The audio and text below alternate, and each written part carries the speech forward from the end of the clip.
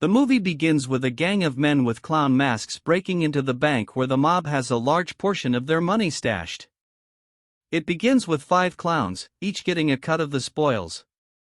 They suggest that a 6th member of the gang, nicknamed the Joker, who did the planning, but sat out the robbery, doesn't deserve a cut.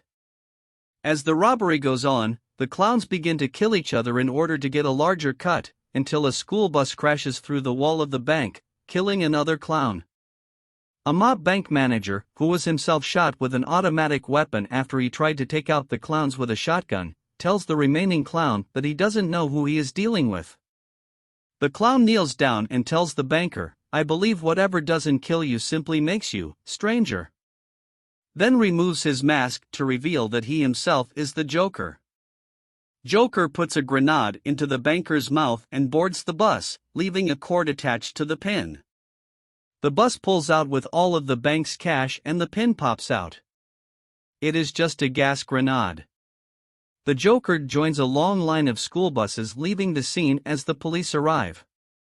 Gotham is then seen at night with criminals afraid to commit crimes under the watchful sign of the bat signal projected onto the clouds. We see Lieutenant James Gordon manning the bat signal, waiting for Batman with Detective Ana Ramirez, who asks if he's coming.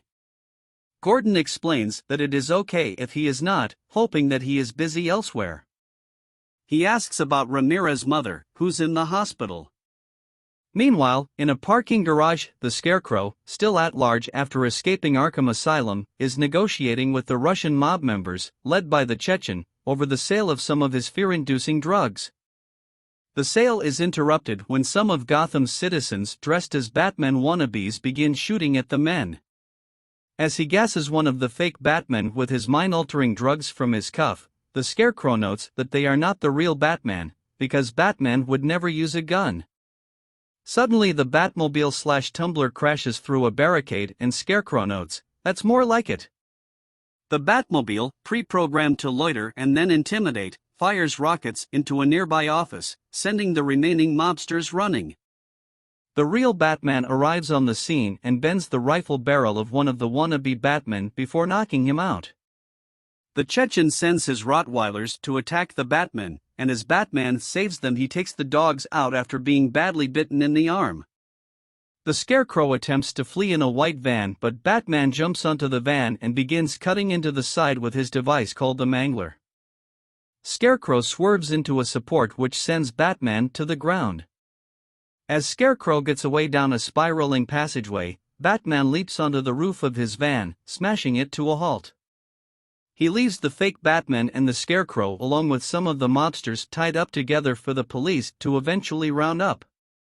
When one of the imposters says he's trying to help, Batman harshly tells him he doesn't need any help.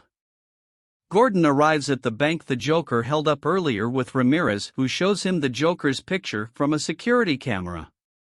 Batman arrives to inspect the scene, noting that they have irradiated the drug money to make it easier to trace.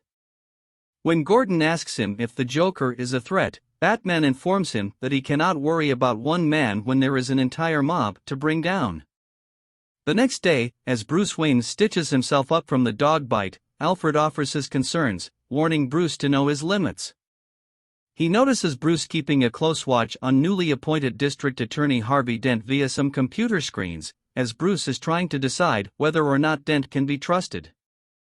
Alfred wonders if he is really spying on the relationship that Rachel Dawes has developed with Harvey Dent. Harvey Dent arrives in court to join Rachel Dawes in prosecuting mobster Salvatore Maroni, the alleged new leader of the Falcone crime family.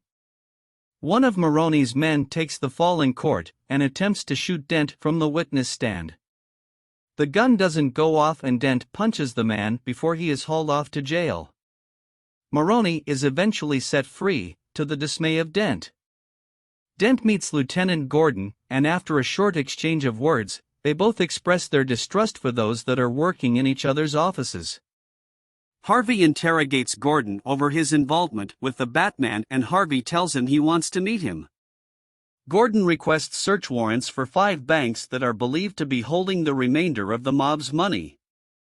Dent agrees to back Gordon's search warrants, forming a tenuous trust with the honest Gordon, who in turn hails Dent as Gotham's White Knight while Dent questions Gordon about another nickname they had for him when he was at IAD, a nickname Gordon claims to have no knowledge of.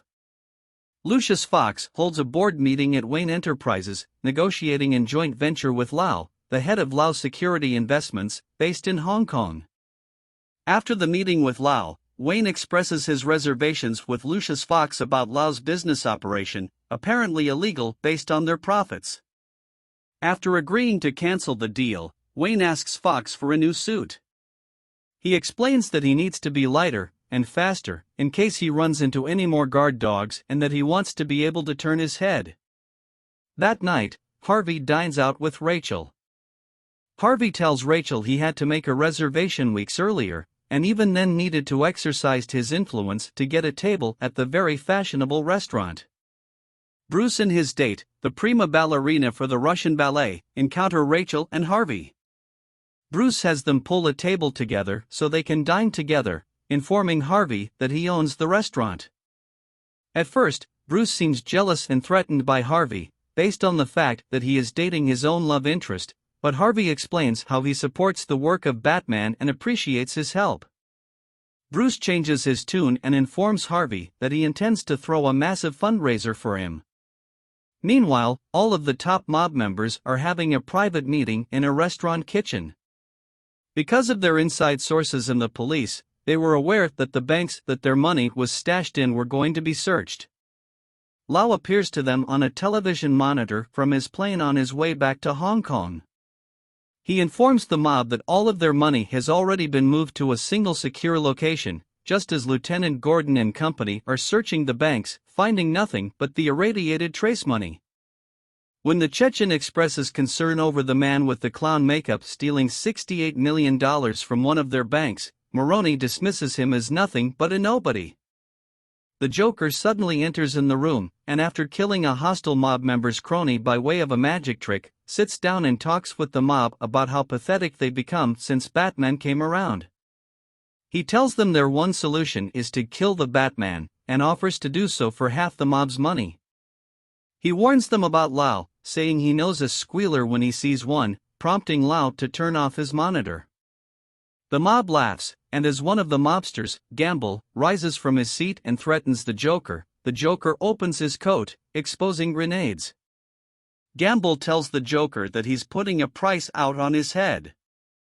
The Joker tells the mob that when they plan to take things a little more seriously, give him a call, and presents them with his card, a Joker playing card. And with that, he exits. But not before warning that Batman will come for Lau.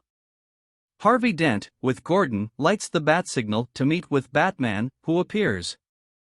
As Dent and Gordon blame one another for the money's disappearance due to leaks from corrupt officers in the others' departments, they explain to Batman that they need Lau back, realizing that Batman is under no one's jurisdiction. They want to make him talk, and give up all the mob members' names. Batman agrees and disappears. Fox shows Wayne his new suit, and Wayne begins planning an impromptu trip to Hong Kong. Fox will accompany him, making it look like the only reason for his visit was to cancel the negotiations with Lau's company. Gamble is playing pool with some of his associates until one of them informs him that a group of hoodlums have killed the Joker and has the body.